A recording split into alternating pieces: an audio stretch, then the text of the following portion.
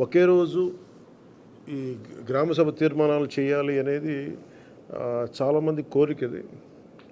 పంచాయతీరాజ్ వ్యవస్థలో గ్రామ పంచాయతీల నుండి జిల్లా పరిషత్ వరకు పటిష్టంగా ఉన్నప్పుడే నిజంగా మనం అనుకున్న అభివృద్ధి సాధించగలుగుతాం. అందుకని దాంట్లో భాగంగానే ఆగస్టు 23 తారీఖున రాష్ట్ర వ్యాప్తంగా 13,326 గ్రామ పంచాయతీల్లో ఇప్పుడు ఇంతకుముందు ఎన్నడూ లేని విధంగా ఒకే రోజున గ్రామ సభలు నిర్వహిస్తూ ఉన్నాం. ఈ గ్రామ సభల్లో ఉపాధి హామీ పథకంలో ప్రతి కూలీ కుటుంబం సంవత్సరంలో 100 రోజులు పనిచేసే విధంగా అవగాహన కల్పించాలి. కూలీలకి ఉన్న హక్కులను తెలియచేయాలి. రైతులకు ఉపాధి హామీ పథకాన్ని సద్వినియోగం చేసుకోవడానికి సంబంధించిన పనుల వివరాలను గ్రామ సభల్లో ప్రతి ఒక్కరికి అర్థమయ్యే విధంగా తెలియజేయాలి. ఇకపైన ఉపాధి హామీ పథకాన్ని సమర్థవంతంగా అమలు చేయడానికి మనందరం కలిసి పనిచేద్దాం.